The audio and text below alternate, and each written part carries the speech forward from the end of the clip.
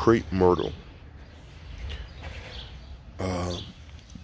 Growing up, I used to see these all the time, and I thought they were magnificent. You would go through neighborhoods and you would just see the crepe myrtles in front of some people's homes. They were the bush varieties, and then you had the tree varieties, but they all had those magnificent blooms that lasted for a very long time.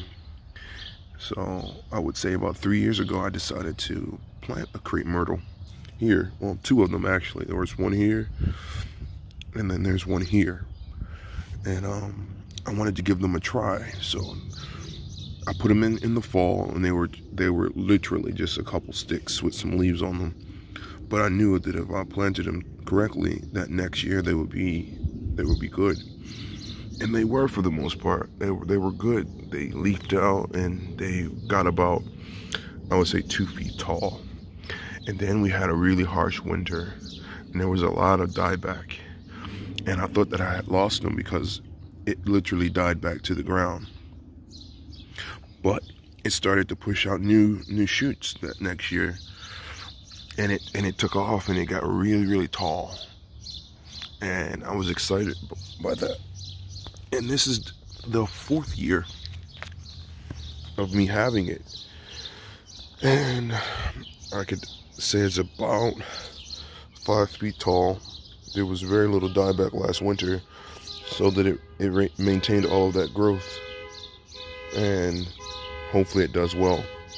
But the only problem that I have with this crepe myrtle is that every now and again, and it's not so much this one, it's the other one, it gets powdery mildew on it, and it has it on there. And I'm telling you, this plant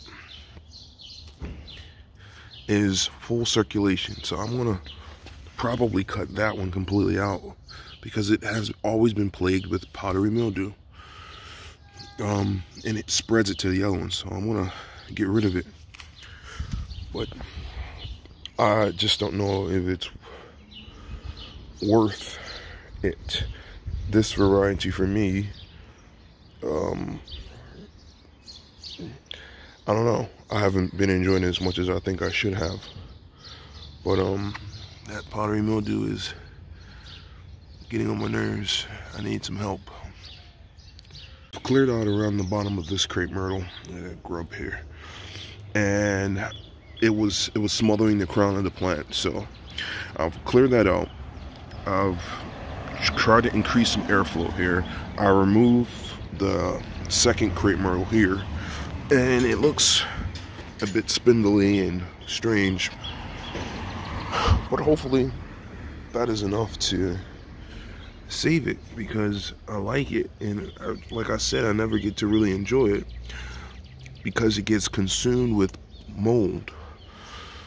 I see mold spores on this piece of decaying mulch here. I don't know what causes it, but mid-season it just completely gets covered in powdery mildew.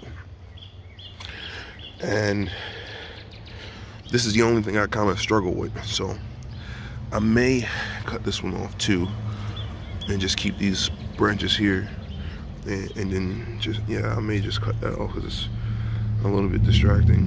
And then